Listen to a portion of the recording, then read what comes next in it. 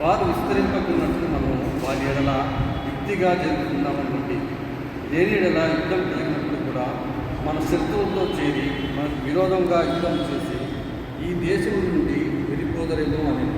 కాబట్టి వారి మీద పెట్టిన భారములను వారిని శ్రమపెట్టడము చేసి అధికారులు వారి మీద నియమించగా వారు సరోవరములు జ్ఞానములను నిల్వ చేసి Amen.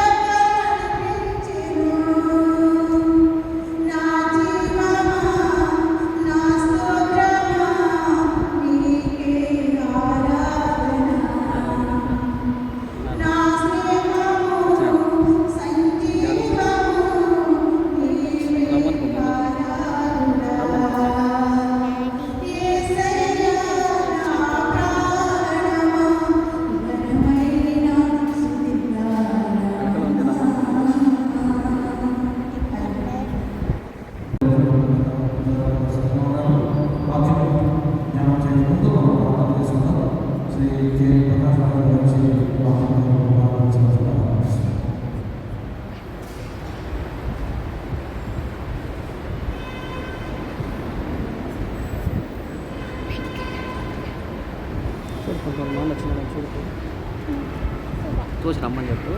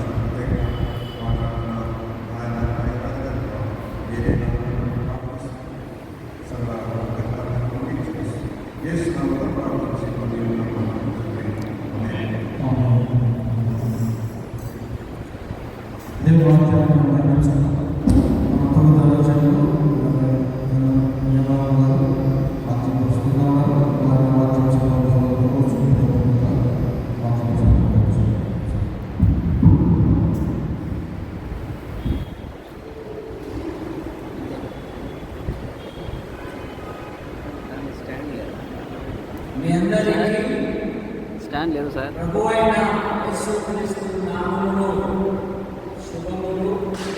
పాస్టర్ గారికి, సెక్రటరీ గారికి, సంఘ పెద్దలకు హృదయపూర్వకమైన వందనాలు. నిర్గమకాండం 1వ అధ్యాయం 12వ వచనములో ఒక శ్రేష్టమైన మాట అయినను ఐగుప్తీయులు వారిని శ్రమ పెట్టిన కొలది వారు విస్తరించి ప్రబలి విశ్వాసీ జీవితంలో యేసు ప్రభువును అంగీకరించిన తరువాత ప్రభు అయిన యేసుక్రీస్తు వారే భూమి మీద ఉన్నప్పుడు తన భక్తులను ధైర్యపరిచాడు. లోకములో మీకు శ్రమ కలుగును, ఆయనను ధైర్యము తెచ్చుకోండి, నేను లోకమును జయించి ఉన్నాను. నా నామము నిమిత్తము చెడును మిమ్మల్ని హింసించి నిందించి మీ మీద చెడ్డ మాటలు పడుతున్నప్పుడల్లా సంతోషించి ఆనందించుడి, పరలోకములో మీ ఫలము అధికమగును. ఈ నిర్గమకాండం 1వ అధ్యాయంలో యోసేపు కాలంలో ఒక సందర్భంలో 70 మంది, మరో సందర్భంలో 75 ఐగుప్తులకు వెళ్ళారు. దేవుడు ఆశ్చర్యకరంగా వారిని దీవించారు. యోసేపు ఎనగని ఒక క్రొత్త రాజు. ఎందుకంటే వారి ఉన్న స్థలము వారితోనే నిండి ఉంది. శత్రువులు యుద్ధానికి వచ్చినప్పుడు ఇశ్రాయేలీయులు వారితో కలిసి మన మీద యుద్ధం ఎక్కడ చేస్తారు అని ఈ 1వ అధ్యాయంలో వారిని కఠినముగా పని వేయించుకుంటున్నారు. వారి ప్రాణములను విసిగింపజేస్తున్నారు. వారిని కష్టపడుతూ ఉన్నారు. మోషే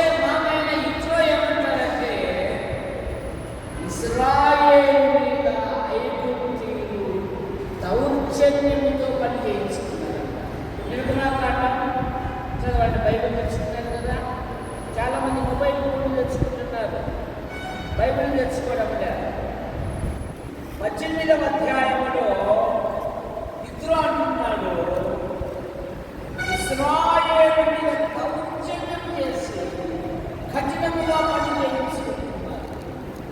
ఇది శ్రమల దినాలు. శ్రమలు విశ్వాసికి ప్రశంసలు, శ్రమలు విశ్వాసికి పూదండలు, శ్రమలు పరిశ్రమలు నిన్ను ఉన్నతమైన వ్యక్తిగా చేయాలి. వారిని శ్రమ పెట్టిన కొలది వారు విస్తరించి ప్రబలి విశ్వాసీ జీవితంలో ఎన్ని శ్రమలు వచ్చినా, ఎన్ని బాధలు వచ్చినా, ఎన్ని ఇరుకులు వచ్చినా, ఎన్ని ఇబ్బందులు వచ్చినా, విశ్వాసమునకు కర్తయు దాన్ని కొనసాగించువాడైన యేసుక్రీస్తు వైపు చూచుచూ మన ఎదుట ఉంచబడిన పద్యములో మనం ఓపికతో పరిగెత్తాలి. ఫిలిప్పీ పత్రిక 1వ అధ్యాయము ఆఖరి వచనం చదవండి.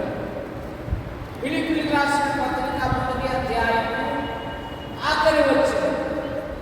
యేసుక్రీస్తునందు విశ్వాసముంచుట మాత్రమే గాక ఆయన పక్షమున శ్రమపడుట మీకు అనుగ్రహింపబడినది. ఇశ్రాయేలీయులు ఆ శ్రమలో, ఆ బాధలో, ఆ ఇరుకులో, ఆ ఇబ్బందులలో దేవుని దూషించలేదు, కానీ వారు ప్రార్థించుట ప్రారంభించారు. వారి మొదట దేవుని యొద్దకు చేరింది. దేవుడు వారిని జ్ఞాపకం చేసుకున్నాడు. ఐగుప్తులకు 10 తీర్పులు నిలిచాడు. వాగ్దాన దేశానికి నడిపించాడు.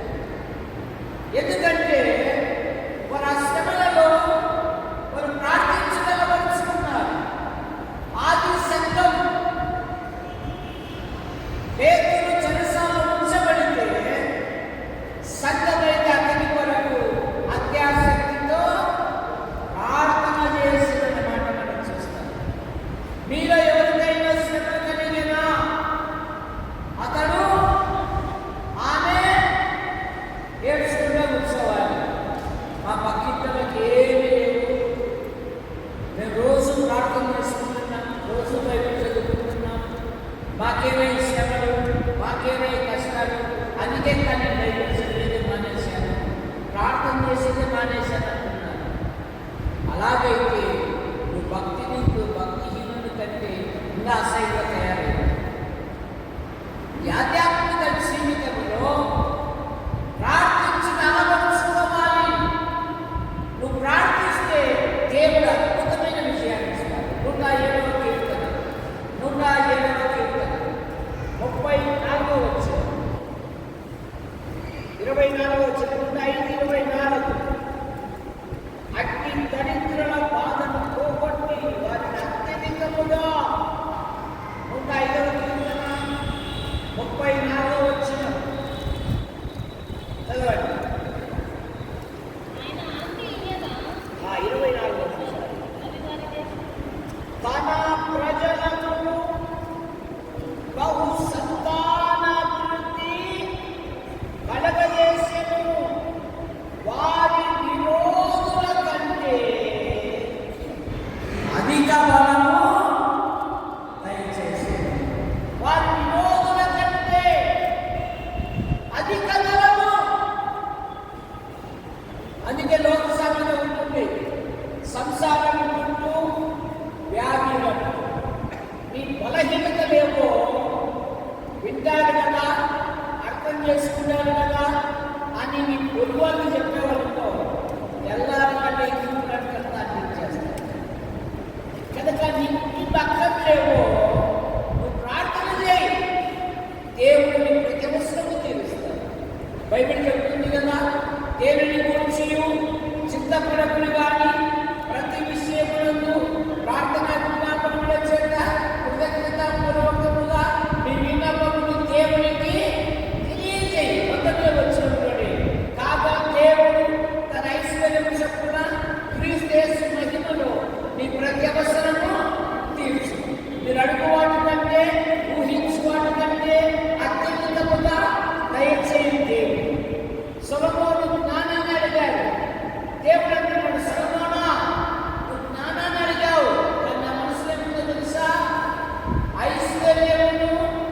ఘనతను ఇమ్మని అడగకపోయినను వీటిని కూడా నీకు ఇచ్చేస్తున్నాను. ఎంత గొప్ప దేవుడు!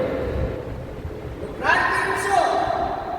యాకోబు పోరాడాడు కదా, నన్ను ఆశీర్వదిస్తేనే కానీ నేను నిన్ను విడువను. ఎవరు పిల్లలు వారి ఆధ్యాత్మిక జీవితములు ప్రభు అయిన యేసు క్రీస్తునందు ఆధారపడితే వారి జీవితాలలో దేవుడు గొప్ప కార్యాలు చేస్తాడు. రెండవ యోబు గ్రంథం 42వ అధ్యాయం 12వ వచనం. శ్రమలు నిన్ను సౌందర్యవంతునిగా చేస్తాయి. 42:10 యోబు గ్రంథం 42:10 చదవాలి. మీరంతా చదివిన వాళ్ళే వాళ్ళు ఇక్కడ ఎవరైనా అంటున్నారు. కాకపోతే బైబిల్ చదివిన మానేశారు. మొబైల్ ఫోన్ వచ్చినాక భార్యాభర్తలకు మాటలు లేవు, పిల్లలకు తల్లిదండ్రులకు మాటలు లేవు, అందరినీ మౌనంలో పడేసింది.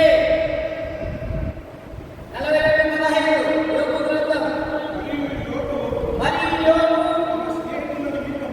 తన స్నేహితుల నిమిత్తము ప్రార్థించినప్పుడు అతని క్షేమస్థితిని మరలా అతనికి దయచేసెను.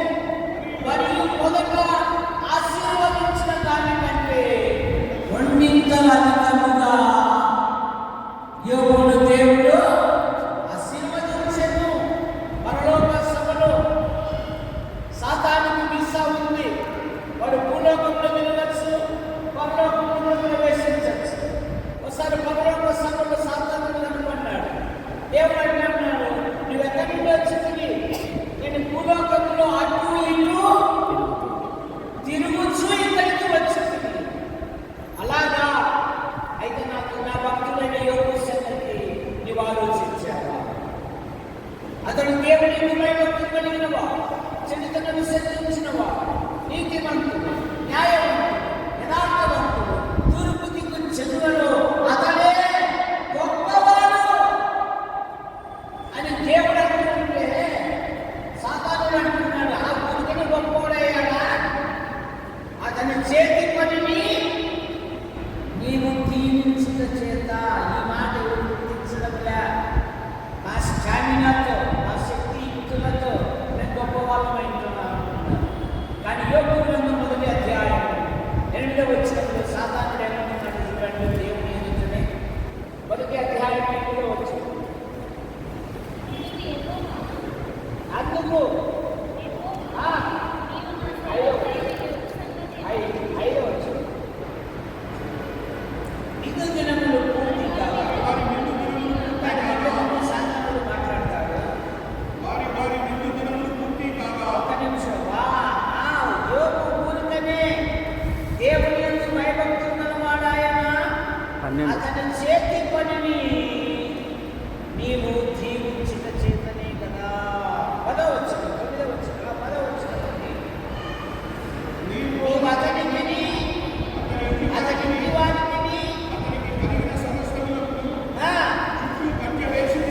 పంచవేసింది కదా. అతని చేతి పనిని దీవించుట చేతనే కదా. అతడు గొప్పవాడయ్యాడు. చాలా మంది నేను గొప్పవాళ్ళమైన అనుకుంటున్నారు. ఎక్కడో దావీదు గొర్రెల వెంట ఉన్న దావీదును తీసుకొచ్చి సింహాసనం మీద కూర్చోబెడితే సింహాసానికి అతిథులను కూడా దావీదు దేవుని సన్నిధికి వచ్చి తన గతాన్ని జ్ఞాపకం చేసుకుని, ఇంతగా నన్ను హెచ్చించుటకు నేను ఎంతటి వాడను, నా కుటుంబము ఏ పాటికి అన్నాడు. మన ఆధ్యాత్మిక జీవితం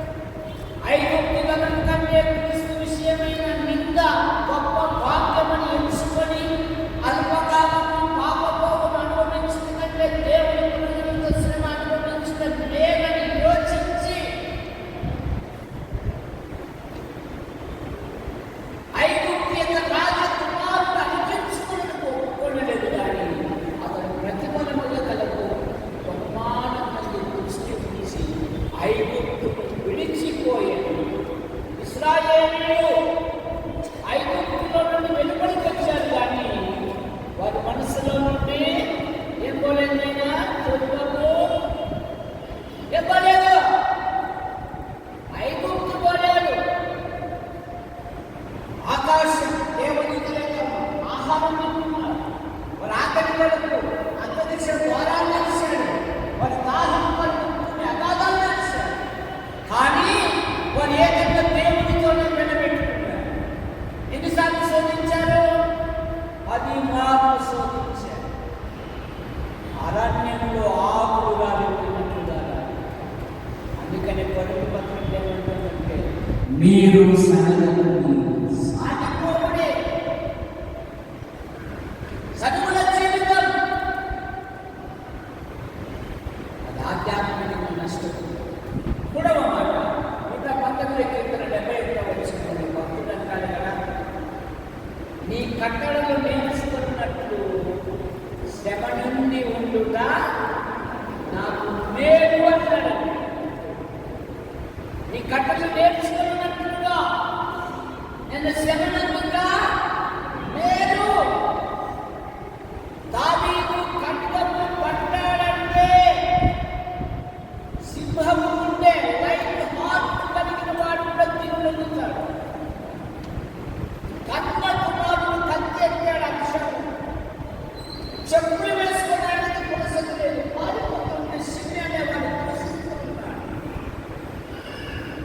అప్పుడు దావీదు దగ్గర ఉన్న సైనికులు అంటున్నారు, మాట్లాడుతున్నాడు. ఒక మాట సరైనది వాడు పొడుస్తానంటే, ఒరే నా కడుపును పుట్టిన వాడే నా ప్రాణం తీర్చుండగా వీడు మనకుని ఏ రాజ్యాలు అర్జునుడు మానుని వాడు పలికిన శాపమునకు బదులుగా దేవుడు నాకు మేలు చేయునేమో. దేవుడు తప్ప చెప్పాడంటే ప్రభు తప్పగించాడు. అందుకని దావీదు దేవుని ఇష్టానుసారులు, దేవుని హృదయానుసారులు. ఊరికే రావు. చాలా మంది విడుదల కోసం నానా పాటలు నానా ఫీట్లు పడుతున్నారు. ఊరికే రావు. ఆయన నామము నిమిత్తము యెహోవా కొరకు నేను సహనముతో ఎంతో మాట. రోమపత్రిక 8వ అధ్యాయం 17వ వచనంలో ఆయనతో పాటు శ్రమ పొందిన ఎడల మనం ఆయనతో పాటువారు. అందుకే పౌలు అన్నాడు కదా, క్రీస్తు శ్రమలలో పాలివాడకుండా ఎట్టిదో ఎరుగు నిమిత్తము నేను సమస్తమును పెద్దగా ఎంచుకున్నాను. క్రీస్తు శ్రమలలో పాలివాడకుండా. ఎంతమంది శ్రమలకు ఇష్టపడుతున్నారు? ఎంతమంది నిందలకు ఇష్టపడుతున్నారు? సుఖమైన జీవితం బైబిల్లో చెప్పింది. దేవుని కంటే సుఖముగా ప్రేమించువా.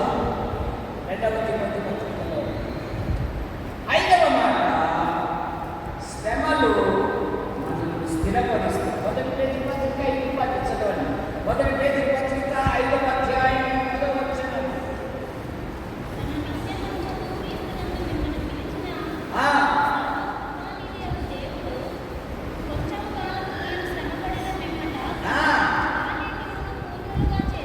ఆయన కానీ పూర్ణులుగా చేసి మిమ్మల్ని స్థిరపరచి బలపరచు.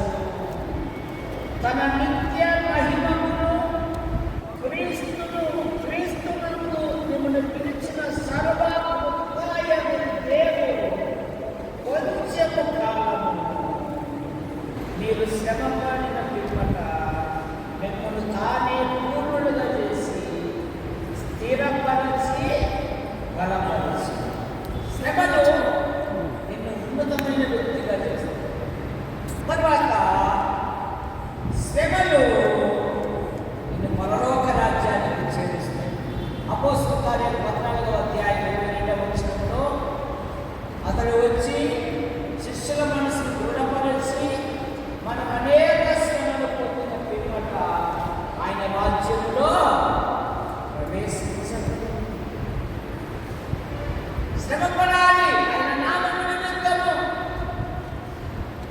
అందుకే మొదటి పేతురు పత్రిక 1వ అధ్యాయం 7వ వచనంలో నశించిపోవు సువర్ణము అగ్ని పరీక్ష వలన శుద్ధపరచబడును కదా, దానికంటే అమూల్యమైన మీ విశ్వాసం ఈ శోధనల చేత పరీక్షకు నిలిచినదై యేసుక్రీస్తు ప్రత్యక్షమైనప్పుడు మీకు మెప్పు మహిమ ఘనత కలుగుటకు కారణమగును.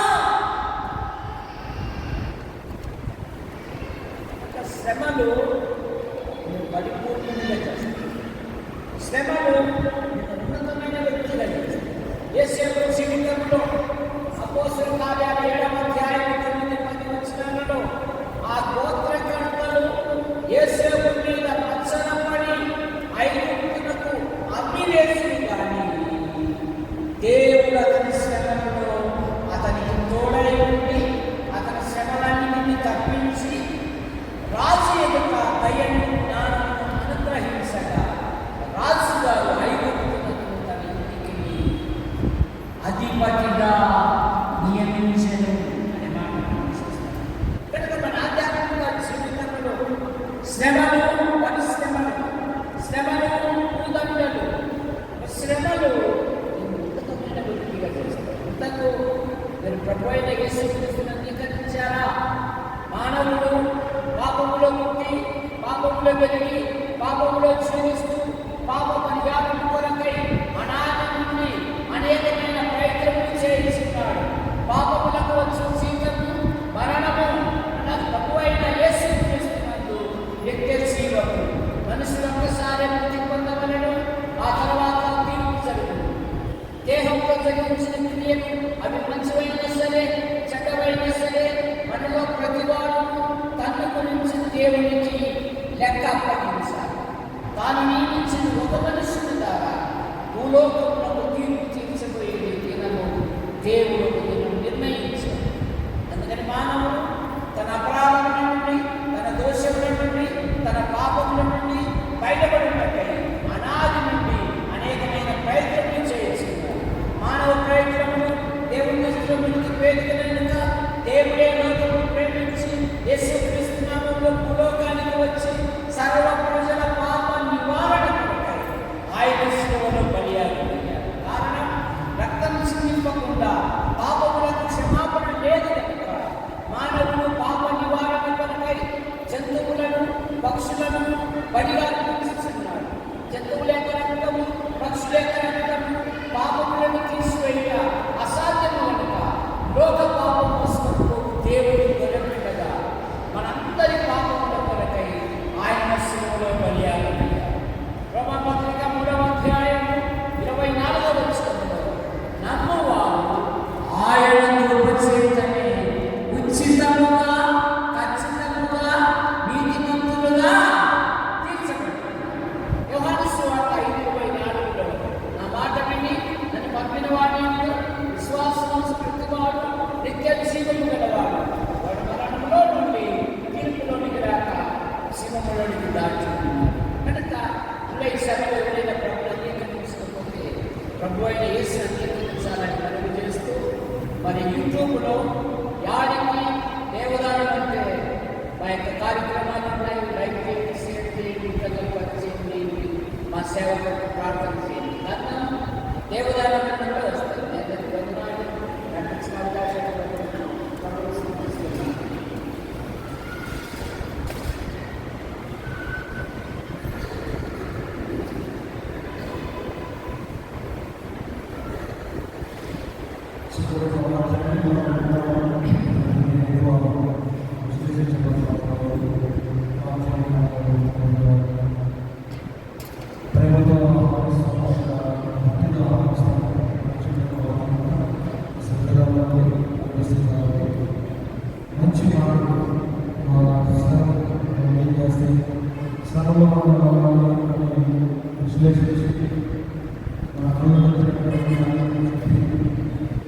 మంచి వాక్యం